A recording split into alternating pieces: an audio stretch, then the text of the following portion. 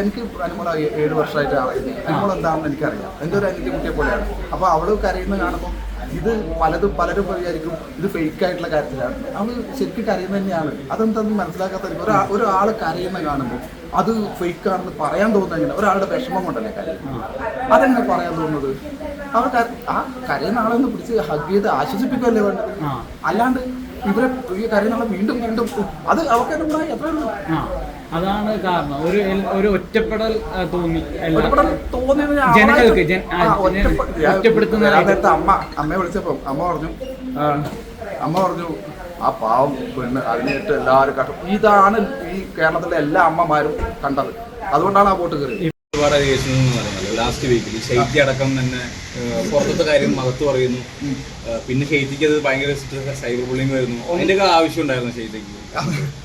ഒന്ന് എന്താ അറിയോ, എന്തൊരു ചൊല്ലുണ്ടല്ലോ നമ്മള് ഈ പറഞ്ഞ പോലെ വെളിയിലെടുത്ത് പോകുമ്പോൾ അതുമല്ല വേറൊരു ചൊല്ലുണ്ടായിരുന്നില്ല. എന്തോ ചെയ്യാൻ പോയി അത് തിരിച്ചിങ്ങോട്ട് കിട്ടിയ പോലെ ആയിപ്പോയി. ആക്ച്വലി ഞാൻ പറഞ്ഞില്ലേ, എല്ലാവരും അവരവരുടെ ദേഷ്യം എന്നുവെച്ചാൽ പുറത്തിറങ്ങിയിട്ട് കിട്ടിയ ആ സൈബർ ബുള്ളിങ്ങും ഇതൊക്കെ കൊണ്ട് ആ ഒരു ദേഷ്യത്തിലും ഇതിലൊക്കെ കൂടിയാണ് അങ്ങോട്ട് കയറിയത്. അങ്ങോട്ട് കയറി കഴിയുമ്പോൾ ശരി ഇത് നാലാണ് പറയണം എനിക്ക് എന്ന് പറഞ്ഞിട്ട് പോയിട്ട് അത് ഇവർക്ക് അനുകൂലമായി മാറി. അത് അനുകൂലമായി. ഓക്കെ, അത് കാരണം ആദിലാനൂർക്ക് നെഗറ്റീവായി ആദിലാനൂറൊക്കെ നെഗറ്റീവായി എന്നുവെച്ചാൽ ഒന്ന് ആദിലയും നൂറയും ആദില പറഞ്ഞ ഒരു സ്റ്റേറ്റ്മെന്റ് ഒന്ന് ഇപ്പുറത്തുള്ളത് അപ്പുറത്ത് പോയി പറയാന്ന് പറഞ്ഞാൽ തന്നെ ഒരു കൂള പരിപാടിയാണ്. അത് ചെയ്ത് കഴിഞ്ഞ് കഴിഞ്ഞിട്ട് പിന്നെ അതിന് ന്യായീകരിച്ചിട്ടൊന്നും കാര്യമില്ല. ഞാൻ പറയാം അവർ ചെയ്തത് ശരിക്കും ഇത് തന്നെയാണ്. മീൻസ് ലൈക്ക് എന്താ അവളടുക്ക് ഉള്ള ഒരു കാര്യം, അവളൊക്കെ അത്രയും ഫ്രണ്ട്ഷിപ്പ് കൊടുത്തിട്ട് അതിന് മുമ്പ് ഇങ്ങനെ മാറി പോകുന്നു. ഇടക്ക് ഒരു ടാസ്ക് വരുമ്പോൾ അല്ലെങ്കിൽ ഒരു വീഡിയോ കാണുമ്പോൾ ഭയങ്കര സ്നേഹം, അത് കഴിഞ്ഞിട്ട് വേറെ ഒരു കാര്യം പറയാൻ വരുമ്പോൾ ദേഷ്യം. ഇതെന്താ ഇങ്ങനെ അങ്ങോട്ടും ഇങ്ങോട്ടും അത് ഞാനും വിചാരിച്ചിട്ടുണ്ട്. എന്താ അങ്ങനെ ഇങ്ങനെ വിചാരിച്ചിട്ട് ശരിക്കും അത് മോശമായിട്ടുള്ളൊരു പ്രവൃത്തി തന്നെയായിട്ടുണ്ട്. ഇപ്പൊ ഈ പറഞ്ഞ പോലെ അതിന് മുമ്പ് ഈ കട്ടപ്പാന്നൊരു പേര് വെറുതെ ട്രോള് പരിപാടികൾ വന്നത്. പക്ഷെ ഈ രണ്ടാമത് റീ എൻട്രിക്ക് ശേഷം സെയിം മീൻസ് അതെല്ലാവരും അത് തന്നെയാണ് എന്നുള്ളൊരു ആ രീതിയിൽ വന്നു. അത് നമ്മളവിടെ ബിഹേവ് ചെയ്യുന്നോണ്ടിരിക്കും. ഓരോരുത്തർ ഇപ്പൊ മസ്താനി പുറത്തിറങ്ങിയിട്ട് മസ്താനി കയറി വന്നിട്ട് മസ്താനിക്ക് പോസിറ്റീവ് ആവല്ലേ. അപ്പൊ എല്ലാവിധ ആശംസകളും. Okay, thank you. പ്ലാൻ എന്താ? എനിക്കെന്താ, നമുക്ക് സാധാരണ പോലെ അല്ലല്ലോ എന്ന് വെച്ചാല് നമുക്ക് ചേട്ടന്റെ എവിക്ഷൻ ഞങ്ങൾക്ക് ഭയങ്കര സങ്കടമായിരുന്നു. Thank you. ഈ സങ്കടം പറയുന്നത് നീ എനിക്ക് വോട്ട് ചെയ്തു. ഞാൻ ചെയ്തു പറഞ്ഞു. ആണോ? കാരണം ഞങ്ങൾക്ക് യൂട്യൂബിൽ ഏറ്റവും കൂടുതൽ വ്യൂസ് ഒന്നും ചേട്ടന്റെ എവിക്ഷൻ ആണോ? അതുകൊണ്ടാണ് അപ്പൊ ആൾക്കാർ അത്രയും കമന്റ് ചേട്ടൻ സംസാരം ഭയങ്കരമായിട്ട് കണക്ട് ചെയ്യാൻ പറ്റും. അല്ലെങ്കിൽ എല്ലാവരും പ്ലാൻഡ് ആയിട്ട് ചെയ്ത പോലെ എല്ലാവർക്കും ഫീൽ ചെയ്യും. പ്ലാൻഡ് എന്നല്ല, ഒന്ന് പഴയ ഞാനൊക്കെ എനിക്കാരോടും ദേഷ്യമൊന്നുമില്ലായിരുന്നു. എനിക്കാരോടും വിരോധം വെച്ചിട്ടോ അല്ലെങ്കിൽ അകത്ത് കയറിയിട്ട് അവരെ ടാർഗറ്റ് ചെയ്ത് പറയണമെന്നോ. ഇപ്പം ഓരോരുത്തരോട് ഇപ്പം പറയാ, ബിൻസിക്ക് ഇവളടുത്ത് ഒരു കലിപ്പുണ്ടായിരുന്നു, അപ്പാനിക്ക് മറ്റേ മസ്താനിനടുത്ത് ഒരു കലിപ്പുണ്ടായിരുന്നു. അപ്പൊ അതേപോലെ ഓരോരുത്തർക്കും എന്തെങ്കിലുമൊക്കെ ദേഷ്യം മൈൻഡിൽ കിടപ്പുണ്ടാകും. ഇവിടെ പറഞ്ഞതോ പിടിച്ചതോ ഒക്കെ ആയിട്ടുള്ള ദേഷ്യം ഉണ്ടാവും. അത് അവിടെ പറഞ്ഞു തീർക്കുന്നതാണ്. അവിടുന്ന് പറഞ്ഞു തീർത്തിട്ടാണല്ലോ എല്ലാവരും ഇറങ്ങിയത്. അപ്പൊ അതങ്ങ് പറഞ്ഞു തീർക്കുമ്പോൾ സ്വാഭാവികമായും അനുമോൾ ഒറ്റപ്പെട്ടു. അതാണ് സംഭവിച്ചത്. അത് അവർക്ക് ഗുണകരമായി എന്ന് തന്നെ പറയാം. എന്നിട്ട് അനീഷ് ലാസ്റ്റ് വീക്ക് എനിക്കൊന്നും അനീഷ് വലിയ പിക്ചറിലേ ഇല്ലായിരുന്നു. അനീഷ് എന്നുവെച്ചാൽ വേറൊരു കോൺട്രവേഴ്സി അങ്ങനെ ഒരു ഐറ്റംസ് ആർക്കും അനീഷിൻ്റെ അടുത്ത് ഇല്ലായിരുന്നു പറയാൻ വേണ്ടി. അനീഷിൻ്റെ അടുത്ത് പോയിട്ട് മറ്റേ കാര്യം അവരെന്തൊക്കെ സംസാരിച്ചിരിക്കുന്നു പറഞ്ഞു തീർക്കണം എന്ന് പറഞ്ഞിട്ട് ഒരാൾ പറയാനില്ല. എന്നുവെച്ചാൽ അത്രക്കും അവർ കെയർഫുൾ ആയിട്ടാണ് കളിച്ചത്. ഒരാളെ മനസ്സുകൊണ്ട് വേദനിപ്പിക്കാതെ രീതിയിലുള്ള കളിയായിരുന്നു അനീഷ് കളിച്ചുകൊണ്ടിരുന്നത്. അതുകൊണ്ട് തന്നെ ആയിരിക്കും അനുമോള് ഒറ്റപ്പെട്ടു പോയത്. ഇവര് അവരുടെ ദേഷ്യത്തിന് പറയുന്നു, പക്ഷെ പുറത്ത് അത് അനുമോൾക്ക് സപ്പോർട്ടായി. ഈ റീ എൻട്രികൾ അറിഞ്ഞുകൊണ്ട് അനുമോൾ ഇങ്ങനെ കരിവാരിത്തേക്കാൻ വേണ്ടിയിട്ട് കയറി തോന്നിയില്ല. ഇല്ല, അങ്ങനെ കരിവാരിത്തേക്കാൻ വേണ്ടി കയറിയായിട്ട് എനിക്ക് ഫീൽ ചെയ്തില്ല. ഓരോരുത്തരും അവരവരുടെ ഒരു ഇഷ്ടക്കേട് അല്ലെങ്കിൽ അത് പ്രകടിപ്പിച്ചു. അത് ഓട്ടോമാറ്റിക്കായിട്ട് അങ്ങനെയായി മാറി, അത്രേ ഉള്ളൂ. ഇതിനകത്ത് നൂറ അതില നൂറ ഓൾറെഡി ടോപ്പ് 5 എത്തുന്നു ഒക്കെ എല്ലാവർക്കും പ്രഡിക്ഷനും ഒരുപാട്. ഇവരുടെ എവിക്ഷൻ ചേട്ടന്റെ പേഴ്സണലി എങ്ങനെയാണെന്ന് തോന്നുന്നു? ഇവരുടെ എവിക്ഷൻ പേഴ്സണലി അല്ല, അതാ പറഞ്ഞത്, ഓരോരുത്തർക്കും ഓരോരോ സ്ഥാനം കൽപ്പിച്ചിട്ടുണ്ടല്ലോ. അതുപോലെ തന്നെയാണ് നൂറയും പുറത്തായത്. നൂറ ആക്ച്വലി ഫസ്റ്റിലത്തെ കണ്ട നൂറയും അതിലെയൊക്കെ ഒരു ഫസ്റ്റ് 50 days ഒന്നും ചെയ്യുന്നില്ലായിരുന്നു. എല്ലാവരും കണ്ട തന്നെ ഒന്നും ചെയ്യുന്നില്ലായിരുന്നു. പിന്നെയാണ് ഓരോ ലക്ഷ്മിയായിട്ടുള്ള വിഷയമൊക്കെ വന്നപ്പോൾ പിന്നെ കുറച്ച് ഹൈപ്പ് കിട്ടി. അങ്ങനെ പോയി അവർ ആ ഒരു സ്ഥാനം വരെ എത്തി. അതൊരു വലിയ ഭാഗ്യം തന്നെയാണ് അവർക്ക് അങ്ങനെ എത്താൻ വേണ്ടി പറ്റിയത്. അതങ്ങനെ അൺഫെയർ എവിക്ഷനോ അങ്ങനെ ഒന്നും എനിക്ക് ഫീൽ ചെയ്തില്ല. ആ കുറച്ച് ടൈമാണ്. എല്ലാവർക്കും കറക്റ്റ് പൊസിഷൻ കിട്ടിയെന്നാണ് എൻ്റെ വിശ്വാസം.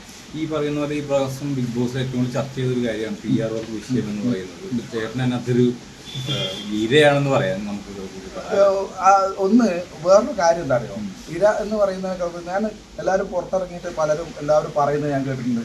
PR കാരണം നമ്മൾ ഔട്ടായി, PR കാരണം നമ്മൾ ഔട്ടായിട്ടുണ്ടെങ്കിൽ നമ്മൾ പുറത്തൊക്കെ എന്താ ബാക്കിയുള്ള PR വെച്ചുകൂടായിരുന്നോ, എനിക്ക് PR വെച്ചുകൂടായിരുന്നോ എന്ന് ഞാൻ ചിന്തിച്ചു. മീൻസ് നമ്മൾ അവരെ കുറ്റം പറയുന്നതിനേക്കാൾ ഈ PR ആവശ്യമുള്ള ഒരു സാധനമാണ്. നമുക്ക് ബിഗ് ബോസിനുള്ളിൽ കയറുമ്പം ആവശ്യമുള്ള ഒരു സാധനമാണ് PR. അത് വെക്കാത്ത വന്നവരല്ലേ മണ്ടന്മാർ അല്ലേ? എന്ന് വെച്ചാൽ ഇപ്പം അനുമോക്കായാലും അക്ബറിനായാലും ബാക്കി എനിക്ക് അറിയാവുന്ന എല്ലാവർക്കും PR ഉണ്ട്. എനിക്കൊന്നും ഞാൻ പ്രവീണുണ്ട് ഫ്രണ്ട്സ് PR. പക്ഷെ ഈ പൈസയൊക്കെ കൊടുത്ത് സെറ്റാക്കിയിട്ട് പോകണമായിരുന്നു, അത് സത്യം. അത് ആ PR അവരുടെ ജോലിയാണ് ചെയ്യുന്നത്, അവരുടെ ജോലി ചെയ്യുന്നതാണ് അവർ ചെയ്തുകൊണ്ടിരിക്കുന്നത്. ഇപ്പം ഒരു എവിക്ഷൻ ആ ഒരു സമയത്ത് എൻ്റെ നിർഭാഗ്യത്തിൽ ആ ഒരു എവിക്ഷൻ സമയത്ത് മീനു ഒന്ന് വിളിച്ചിറക്കോടോ പ്ലീസ്, ഒന്ന് വിളിച്ചിറക്കോ ആ ബിൽസിയും അപ്പാനിയൊക്കെ ഒന്ന്. ഫ്ലൈറ്റ് മിസ്സാവോ? ഞാനിവിടെ വെയിറ്റ് ചെയ്ത് അവരെ വണ്ടിയിലല്ലേ, അല്ലെ ഞാൻ ഒന്നിലൂടെ കയറിപ്പോട്ടാ പറഞ്ഞാലേ. നമ്മൾ കഴിഞ്ഞ് കഴിഞ്ഞപ്പം പിന്നെ വണ്ടിയൊക്കെ നമ്മൾ വെയിറ്റ് ചെയ്യണം, വണ്ടിക്ക് ഇതിനൊക്കെ അങ്ങോട്ട് ചോദിക്കണം. ഓക്കെ, ഈ പറഞ്ഞ പറഞ്ഞ PR-ല്ലേ ശരിക്കും ആ PR നമുക്ക് എന്താ പറയാ, നമ്മളെല്ലാവരും കൊടുത്തിട്ട് പോകണം തന്നെയാണ്. അത് കൊടുക്കാണ്ട് പോയവരാണ് മണ്ടന്മാർ, അങ്ങനെ ഞാൻ പറയും. അത് നമ്മുടെ മണ്ടത്തരാണ്. ആ സമയത്ത് ഞാൻ ഇറങ്ങുന്ന സമയത്ത് ഈ പറയുന്ന അനുമോളടക്കം അന്ന് ഈ നോമിനേഷൻ ഇല്ലായിരുന്നു. അപ്പം ആ വോട്ട് സ്പ്ലിറ്റ് ആയിട്ട് പോകും. അത് സ്വാഭാവികമായി എനിക്ക് തോന്നുന്നു ആ സമയത്ത് സാവുമാനം പോയി. അതെനിക്ക് മോശമായിട്ട് വന്നു. അതുകൊണ്ടാണ് ഞാൻ ഔട്ടായത്. അല്ലാണ്ട് നമ്മളടിച്ചിറക്കി എന്നൊന്നും നമുക്ക് പറയാൻ പാടില്ല. നമ്മളിറങ്ങിയ ശേഷം നമ്മൾ ഔട്ടായതിനു ശേഷം അതുകൊണ്ടാണ് നമ്മൾ ഔട്ടായത്, നമ്മൾ ഇതുകൊണ്ടാണ് ഔട്ടായത് പറഞ്ഞിട്ട് ഒരു കാര്യമില്ല. ഔട്ടായത് അല്ലെങ്കിൽ ദേഷ്യമുള്ള ഒരു കാര്യം നിന്ന കാര്യം മൈൻഡിൽ കിടക്കുന്നുണ്ടാവും. ഈ മൈൻഡിൽ കിടക്കുന്ന സാധനം പുറത്തിറങ്ങി കഴിയുമ്പോഴാണ് ഈ കമന്റും ഇതൊക്കെ കണ്ട് ട്രോളും ഇതൊക്കെ കാണുമ്പോൾ ദേഷ്യം വന്നിട്ട് ഇത് പുള്ളി ഞാൻ ചോദിച്ചിട്ടുള്ള കാര്യം എന്ന് പറഞ്ഞിട്ട് പോയവരാണ്. റീ എൻട്രികൾ വീണ്ടും ഗെയിം കളിച്ച പോലെ ഓട്ടോമാറ്റിക്കായിട്ട് വരുന്നതാണ്. നമുക്ക് പലതും നമുക്ക് പ്ലാൻ ചെയ്ത പോലെ അവിടെ നടക്കില്ല. ഓട്ടോമാറ്റിക്കായിട്ട് വന്നതായിട്ട് എനിക്ക് ഫീൽ ചെയ്തത്. അവർ മേ ബി ഉണ്ടാവാം, പ്ലാൻ ചെയ്തിട്ടുണ്ടോ എന്ന് എനിക്കറിയില്ല, അത് അവരുടെ മൈൻഡിലല്ലേ അറിയും. ചിലപ്പം പ്ലാൻ ചെയ്ത് വന്നിട്ട് ഈ പ്ലാനിങ് ഉണ്ടാവും, അവർ രണ്ട് പറയണം എനിക്ക് എന്നുള്ള ഒരു പ്ലാനിങ്ങിൽ വന്നവരുണ്ട് കുറെ പേരുണ്ട്. ഈ ടോപ്പ് 5 പ്രഡിക്റ്റബിൾ ആയിരുന്നോ ചേട്ടൻ? എനിക്ക് ഏകദേശം ഇതായിരുന്നു. ഞാൻ പറയട്ടെ, എൻ്റെ ഫേവറേറ്റ് ആര്യനായിരുന്നു. ഞാൻ പറഞ്ഞിട്ടുണ്ടായിരുന്നു ആര്യനെ ഡിസേർവ്ഡ് ആയിട്ടുണ്ട്. ആര്യൻ കപ്പടിക്കാൻ ഡിസേർവ് ആയിട്ടുള്ള ഒരു ആളായിരുന്നു. എന്തുകൊണ്ടോ അതിൽ ഈ ടോപ്പ് 5 ഏകദേശം ഏറെക്കുറെ എനിക്ക് ഈ ഉദ്ദേശം എനിക്ക് ഷാനവാസ് ഈ ടോപ്പ് 3 എൻ്റെ പ്രഡിക്റ്റബിൾ ആണ്. കറക്റ്റ് എൻ്റെ മൈൻഡിലുണ്ടായിരുന്നു. അതേ പുറത്തുണ്ടാവും. പിന്നെ അക്ബർ കറക്റ്റാണ്. നെവിനെ ആ ടോപ്പ് 5 ഞാൻ പ്രതീക്ഷിച്ചില്ലായിരുന്നു, പക്ഷെ നെവിൻ 5 വന്നു. ആ ടോപ്പ് 4 വരെ കറക്റ്റ്. നെവിനൊക്കെ കറക്റ്റ് ഇതായിരുന്നു, ടോപ്പ് 5 വരേണ്ട ആളായിരുന്നു.